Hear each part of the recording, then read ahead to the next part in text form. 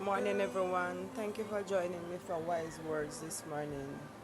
Um, the lighting might not be perfect, and you might be discouraged by many other things. But listen, don't watch the lighting. Don't watch the quality of the video this morning or this afternoon, wherever you may be. Just focus on the message. Just focus on the words this morning. So, and thank you for joining me this morning. I'm Karine.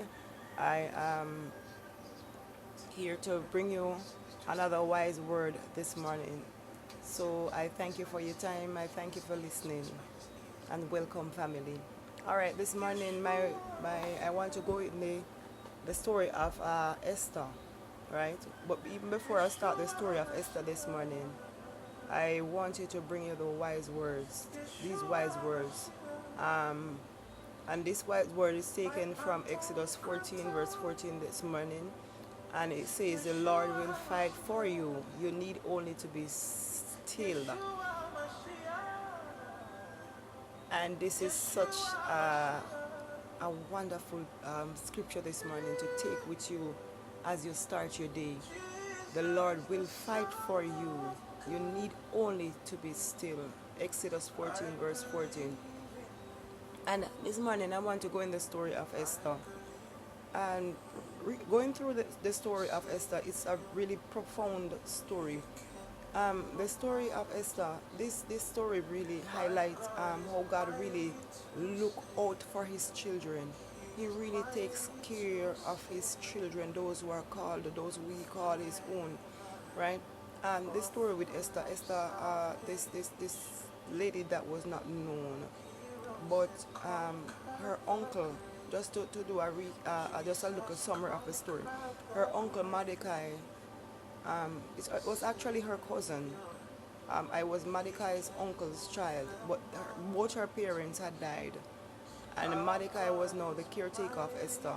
So the king at the time, because Mordecai was one of the persons that waited at the gate of the king, opened the gate and stuff like that. So the king had this banquet for and all of these head of governments and joined the king at this banquet. Now at this banquet, after drinking for days, he decided to bring out his wife so he could show off his beautiful wife to the persons at the banquet. And don't mind the lighting, don't allow the lighting this morning, as I said before, to discourage you. I know it's not wonderful, but with due time, it will get better. I can't afford the exquisite equipment to do proper lighting. So just focus on the message this morning, because all of us have situations that we all go through and we need encouragement at times. And my aim on this channel is to encourage persons and just not to look on their situation as being lost, not to look on their situation as being hopeless, right?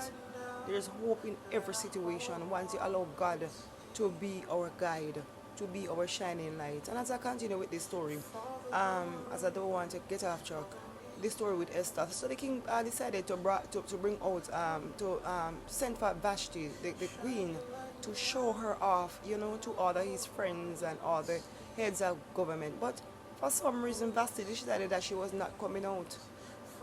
She wasn't coming out for any display. So the king was not pleased about this, because this was not a good,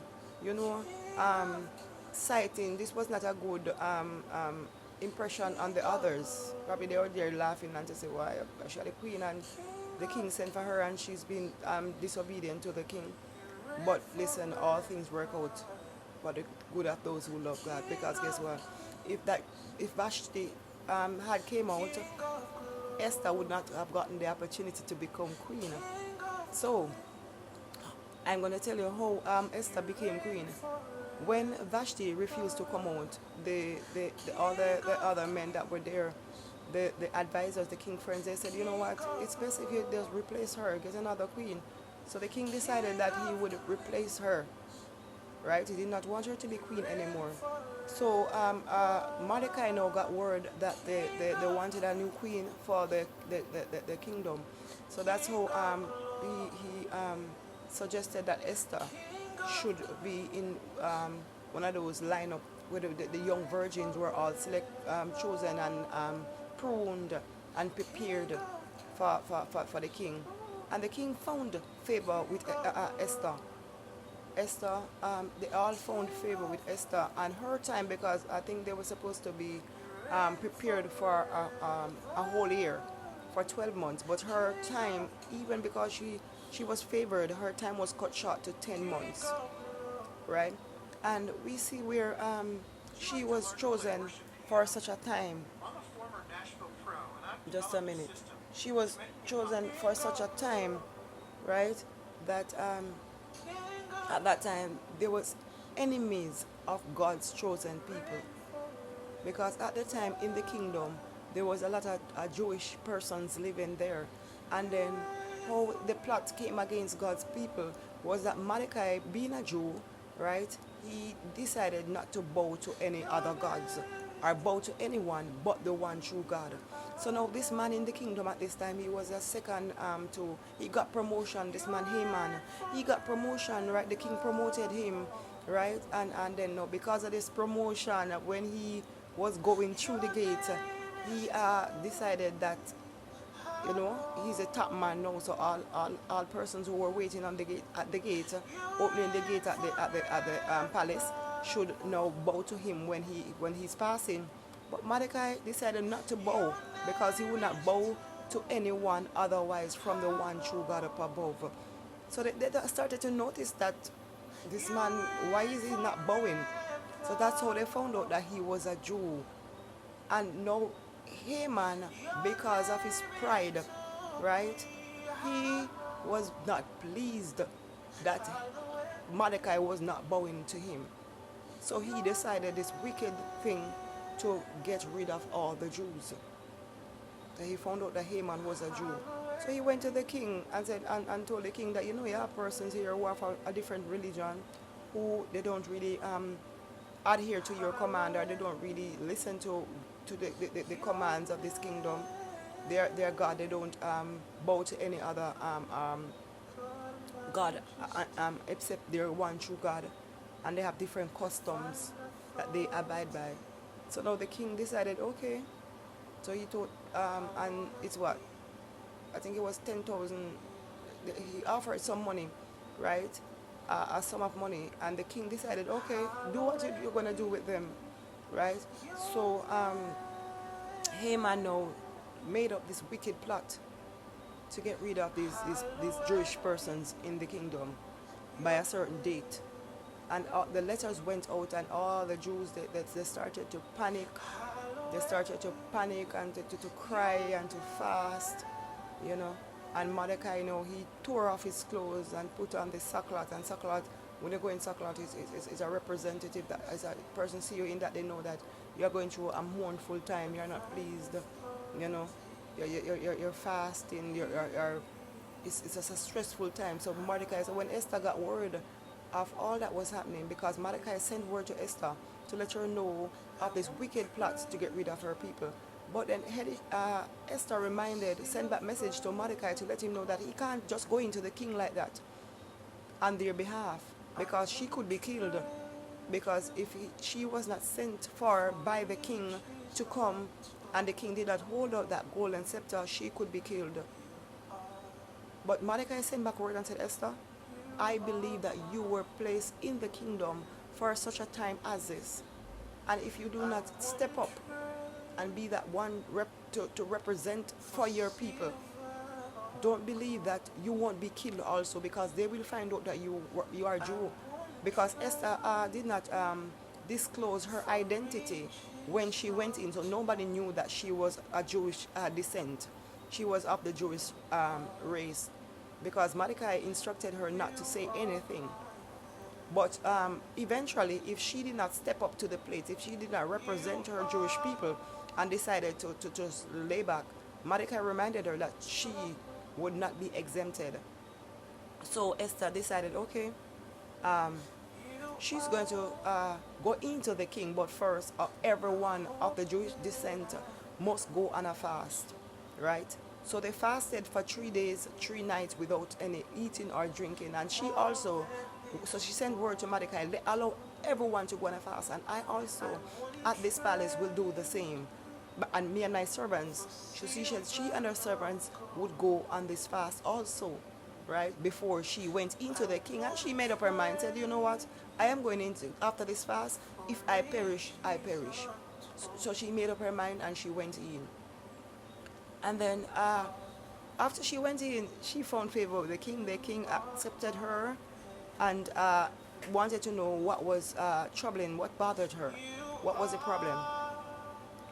So Esther, she decided, okay, she wasn't going to tell the king at that time. So she planned what that she would do a banquet. And when she does this banquet, she would tell the king. So she planned the banquet, and the king again asked what was her request. So she told the king, said, listen, I'm going to do another banquet, and at that banquet, I want Haman. I'm inviting Haman to that banquet, and you also. So Haman, he was very excited, and he did not know that Esther was one of the persons that would be killed if his command was granted, right?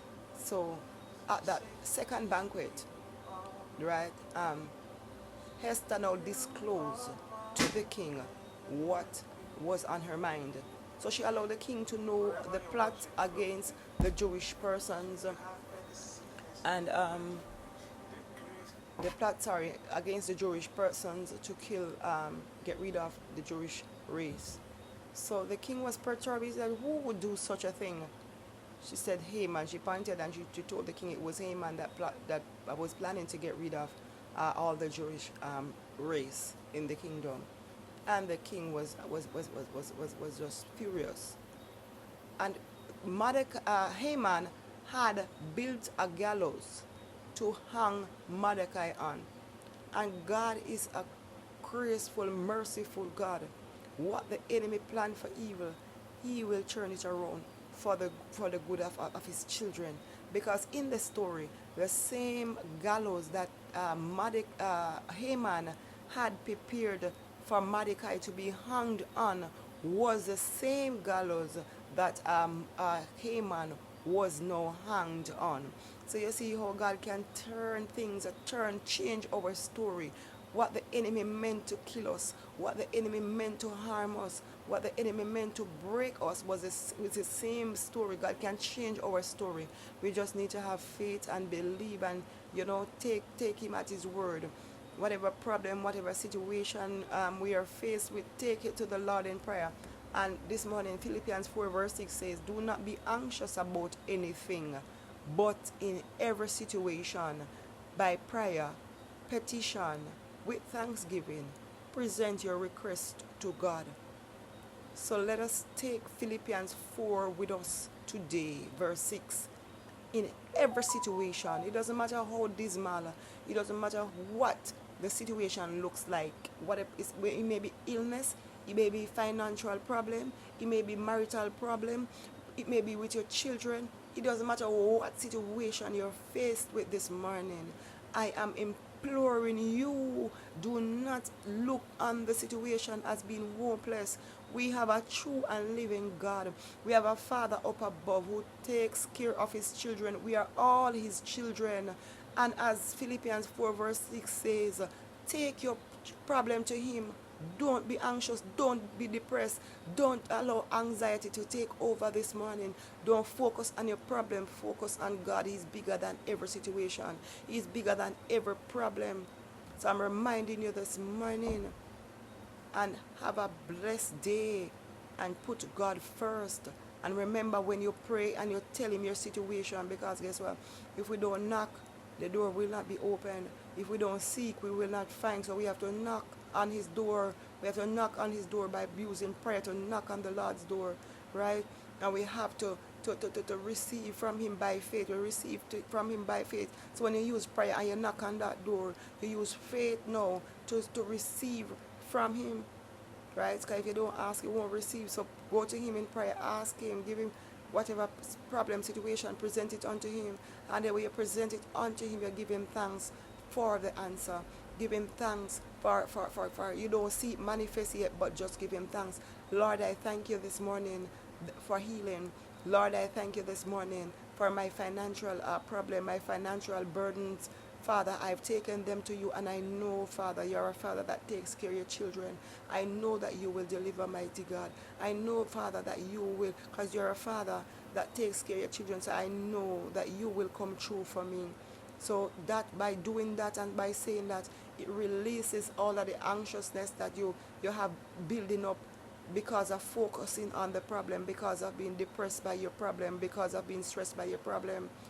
And as one I was listening to this pastor, he says we do not have a problem. We don't have a problem, you know. He says it's not the problem we have is the faith, is our faith.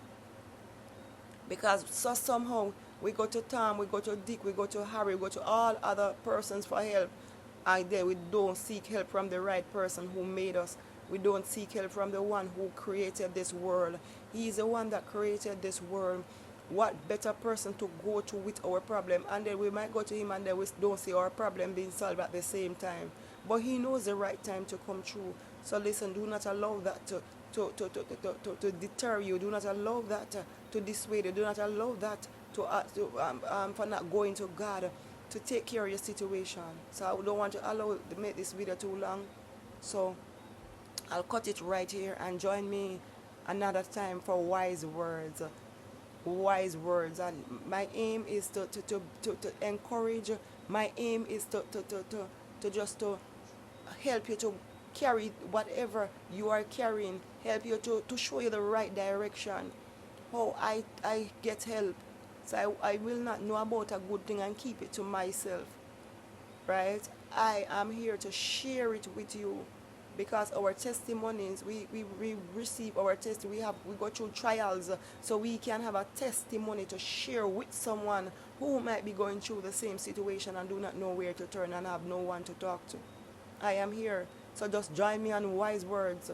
And whatever situation you're faced with, you can just leave your comments, and if you need prayer or whatever, just comment below, and I will pray with you. I'll pray for you to help you carry whatever burden you are being carried, you have carrying, because we are all our brothers and sisters keeper. We're not an island, we're not here by ourselves. Remember that. Be blessed this morning. Thank you for joining me for wise words. Okay.